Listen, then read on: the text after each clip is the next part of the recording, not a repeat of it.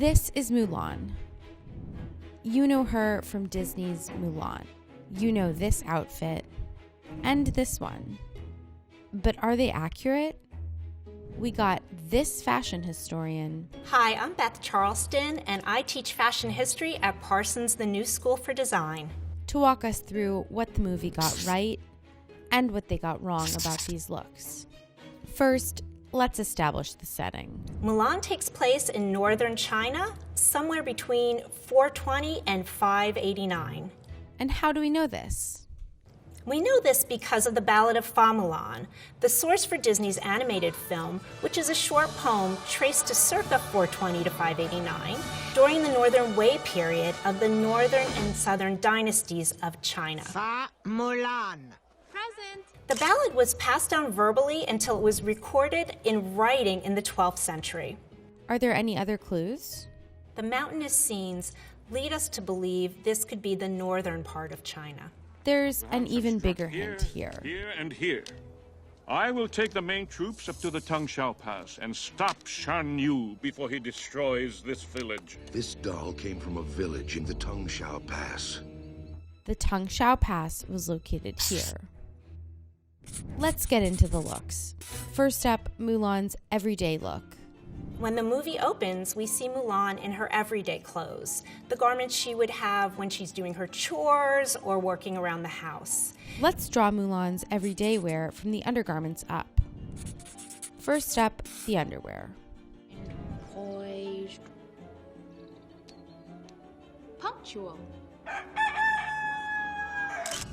Undergarments for women during Mulan's time consisted of 2 layers: zhangyi, middle clothes, and neiyi, inner clothes. The first layer would consist of 2 parts, a pantalette and a mochon. The pantalette covered the body from waist to knees or longer. It tied around the waist via attached ribbons. The garment could be open-seamed at the crotch in order for a woman to relieve herself discreetly, or it could be closed-seamed like modern undergarments. And a mochon covered the upper part of the torso, both the breast and the stomach, and was open in the back. It was shaped in a triangle or a diamond and tied around the neck and back like a halter. Decorative embroidery, applique, or patchwork could be added to personalize this intimate garment. Mulan's plain-looking pantalette in a subdued color looks historically accurate, though as an intimate piece of clothing worn next to the skin and not meant for public viewing, she might have had more leeway to wear bright colors. Let's move on to the second layer. The second layer of clothing, called zhangyi or middle clothing, would consist of an underjacket and possibly an underskirt. These were usually left plain, and the collar and sleeves of the second layer of clothing would be visible, adding color and interest to the ensemble. The outer skirt might be shorter than the underskirt for the same reason. The underjacket would have been asymmetrical, closing left over right with side-tie closures or small buttons to secure it. The underskirt would tie around the waist. The way that Mulan's upper chest is visible in this outfit would not be considered proper, since it showed too much skin.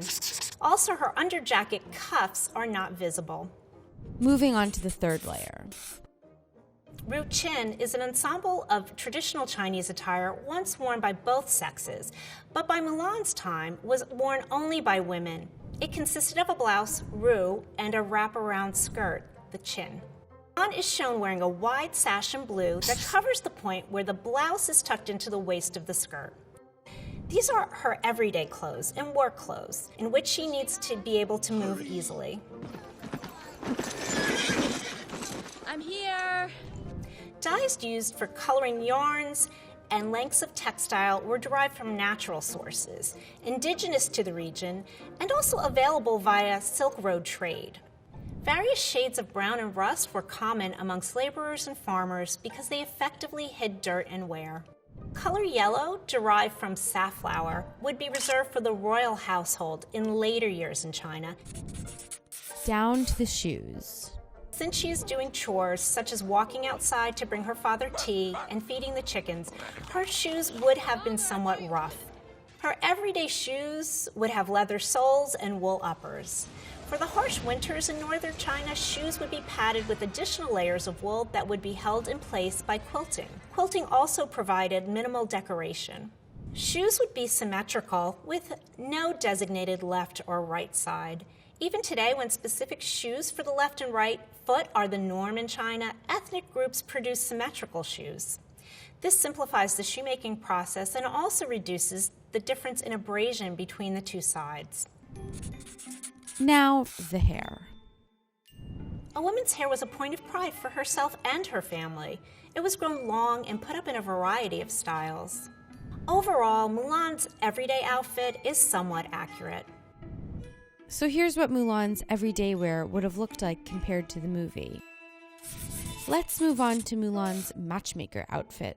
During this time period, it was very important for your family to marry well. Obedient, who work fast-paced, with good breeding and a tiny waist. You'll bring honor to us all. Which is why Mulan's matchmaking outfit, which she also wears while singing Reflection, is so elaborate. Let's take a look at this outfit from the undergarments up. First up, the undergarments. Again, her undergarments would have consisted of a mochon and pantalets, perhaps made of finer material such as silk.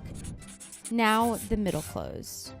Here we see an image from a Han-era woman wearing a red mochon with the white collar of an underrobe. Next up, the main garments. This outfit is a more elaborate version of ruchin with trailing or broad sleeves that cover Mulan's hands. These are called guangshou. The idea of wearing two pieces of clothing as opposed to one main garment, like a robe, appealed to the Chinese idea of harmony and unity, and is symbolic of the relationship of order between heaven and earth. Moving on to the shawl. Since it is a somewhat small piece of fabric, Mulan's shawl might be silk. During the Northern Wei dynasty, the silk industry had grown far beyond household production to organize factories and subsidize mulberry farming. Silkworms, the source of all natural silk, depend on mulberries for their diet. Next, the shoes. We do not see Mulan shoes in this ensemble as her hem is so long, but if we did, they would be handmade. The shoes of this outfit would have silk uppers instead of hemp or wool. Mulan might also wear a shoe called the Chow Toe Lu, which is more of a slipper-type shoe with an upturned toe. Women wore these shoes with long gowns so that they would not trip over their hem or have to hold it.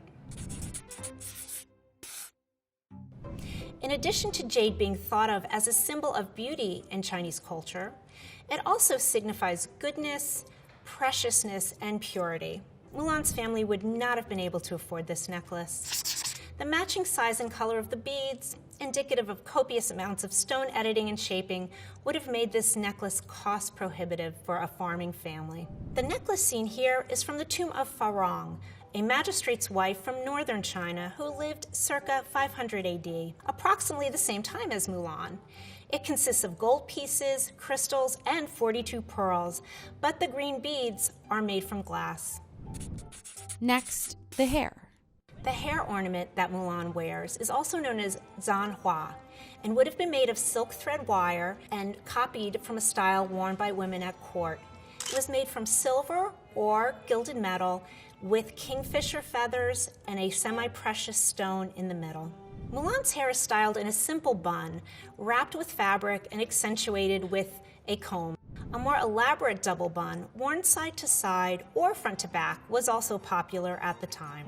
When Mulan leaves the comb on her parents' bed table before leaving for the army, it is slightly different from the one her mother affixes to her hair. Lastly, the makeup. Powder, used to whiten the complexion, was made by grinding rice into a fine flour consistency. Rouge, to color the lips, is believed to have been made from the extracted juice of leaves from red and blue flowers. Animal fat was then added until the desired consistency was achieved. Eyebrows, which the Chinese believed were linked to a woman's fate, were a focal point of the face.